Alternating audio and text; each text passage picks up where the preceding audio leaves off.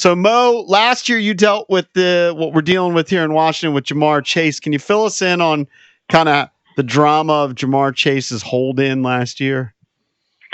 I mean, as these things kind of go, there wasn't a ton of drama. Jamar was here. He wasn't practicing, but he also really wasn't talking. And I don't think there's anybody who thought that we were going to get to week one and have the Bengals play without Jamar Chase. And so, it was – we seemingly go through one of these every year. God knows we're going through it this year with Trey Hendrickson.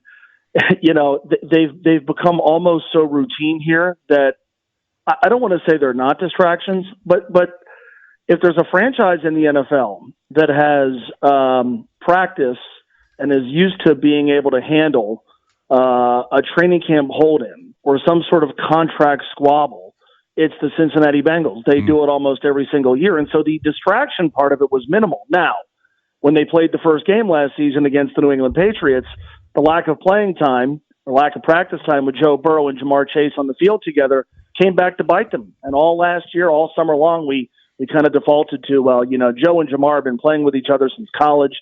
If there's a quarterback and wide receiver who can, pick up where they left off without much practice time, it's those two. That turned out to not be the case. It's not that easy. Yeah, it's not that easy. Exactly. So it hurt them. It hurt them when they played their first game, but I think the distraction part of it was kind of minimal. Well, yeah, like he said, we're just dealing with this every day.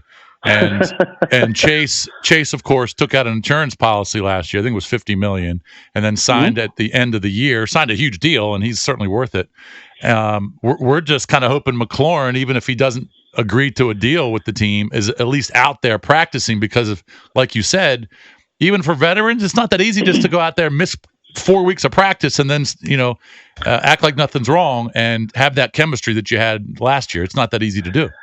No, it's not. I mean, again, if Jamar Chase and Joe Burrow need practice time, then Jaden Daniels and Terry McLaurin need practice time. And that was acknowledged. I mean, that was acknowledged kind of, after they got off to their typical 0-2 start last year, 0-3, that, maybe had Jamar been on the practice field, things would have been a little bit better. They were also coming off a scenario where obviously Joe Burrow had just come off the surgeon's table the winter before, and I'm not sure he was completely comfortable that first game. But, yeah, I'd love to go back in time and see how that game would have unfolded had Jamar and Joe been on the practice field for at least a few workouts just to work out some stuff. All right, so let's talk about what to expect on Monday night.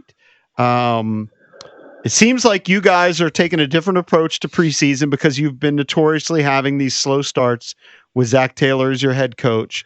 Burrow, of course, played in the first game, played well. Chase too. What will we see on the field here on Monday night? You're going to see a lot of familiar names for the reason you just outlined. This team has lost its opener each of the last 3 years. They've started 0-2 each of the last 3 years.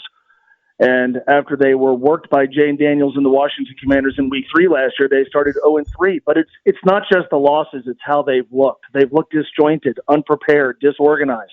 You could use a lot of different adjectives. And so they've changed around a lot of things here during preseason. I think there was a heavier emphasis on physicality at the start of training camp. And they're obviously playing guys in the preseason. Joe Burrow had played exactly 2 series in the preseason for his entire career prior to last week against the Philadelphia Eagles, and he played great.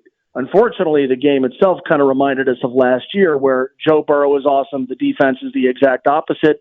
The plan for this week is Joe and the starters are going to play for basically the entire half. Wow. I think it would be unsurprising if you saw some of the defensive starters even playing in the third quarter. And look, their turnaround to their next preseason game is very quick. They're going to play Monday night, and then they have a 1:00 Saturday game to round out the preseason. So you're not going to see anybody play in that game. Mm-hmm. So you're going to see a lot of guys who are familiar. And if you know a Bengals fan in your life, they're going to be kind of watching through their fingers, hoping that nothing bad happens to any of the players who matter because they are going to play so extensively. How big of a year is this for Zack Taylor, considering the slow starts the last few years? 9-8, 9-8, didn't make the playoffs the last couple of years. It's enormous. Yeah. It's enormous. Even though went to a Super Bowl, went to a championship game the year after that, but the last 2 years not good. Yeah, look, I mean, I kind of look at 2 years ago and go, that's not on Zach. I actually thought he did a really good job getting that team to 9-8 2 seasons ago in a year where Joe Burrow missed 7 games. But the reality is they have a quarterback who had an MVP caliber season last year, and they didn't even make the playoffs. And quite frankly, really didn't come that close to making the postseason. They've overhauled the coaching staff, new defensive coordinator, lots of new position coaches, new offensive line coach. NFL head coaches only get so many opportunities to kind of, hit the reset button with their staff before the finger is pointed at them. And as much as the Bengals have a reputation, and largely deservedly so, for patience and giving their head coach a very long leash, they have examined his job status before. They did it after the 2020 season, which was his second NFL year, and they did it after last season. It was a discussion among the people who run the club, is it time to move on? Ultimately, though, I think the deciding vote is going to be Joe Burrow's, because you saw what the Bengals did this offseason. They allowed Joe Burrow to pivot them in a direction regarding T. Higgins that they were not going to go in. So if this season ends and Joe Burrow says emphatically, I want Zack Taylor to stay, he's probably going to stay. But I think it is fair to put him on the list of coaches whose seat is at least warm. I don't want to be Zack Taylor if this team is on the outside looking in at the postseason again this year. Right, because that'd be 3 years in a row after finishing 9-8 the last couple of seasons. Well, you can't lose. It's an absolute must-win to play Cleveland in Week 1, even though it's at Cleveland. You can't lose that game. You're right. But, look at last year. They hosted the New England Patriots. I know, and they looked terrible. Right? Yeah. Oh, we lost our Circus Survivor pool. Yeah, we were in the Survivor 1. pool. Yep. Yes. I mean, we talked about that exact topic extensively. Like, all right, you're going to be a homer, but if you're going to pick the Bengals at all, it's going to be at home, huge favorites against New England, and they laid an egg. Yep. The year prior, they laid an egg against the Cleveland Browns. And the year prior to that, Joe Burrow had 6 turnovers against the Pittsburgh Steelers. They have invented new ways to lose the season opener every year. And so, yeah, man, on paper, you look at the Browns, your guess is as good as mine as to who their quarterback is going to be, possibly could have the number 1 overall pick at the end of the season. But there's not a Bengals fan alive who is going to tell you that they're going into that game with total confidence because of this team's awful track record in Week 1. Yeah. So you feel good, obviously, about the offense because they got so many weapons. How do you feel in general about the defense? You think it's going to be better? It can't be worse. I can't be worse. I mean, that's a cop-out answer, but it can't be, right? I mean, everybody says here, well, they've just got to be league average. And, that makes sense if the offense is as good as to be expected, and the defense is somewhere close to the middle of the pack, this team should be okay. But, how many games last year did the defense not get off the field in a situation where if they do, they either win or they give Joe Burrow a chance to go win the game? That's what I'm kind of curious. And look, we talk about familiar faces. I think most of us, when last season ended, we expected the Bengals to hire a new defensive coordinator, which they did, and we expected them to kind of overhaul the defense, right? Bring in more free agents, cut loose some dudes who were here last year. And instead, the philosophy has basically been, we'll draft some guys on defense, we'll add a free agent here or there, but we're running it back with everybody. They haven't brought in a player in the secondary, either in free agency or in the draft. They're telling Al Golden, wow, the new defensive coordinator, you've got to achieve better results with the same cast of characters that got Lou Anarumo fired. Now, I happen to think there's some players back there in the secondary that have some upside, but you're also talking about a lot of guys who either got benched last year or didn't play a lot, or when they played, they were awful. It's a risky proposition. If it pays off, this team's going to be fine because they've got number 9. They've got all-world weaponry. If it fails, it's probably going to look a lot like last year where Joe Burrow has weeks where he's awesome and his team still doesn't win.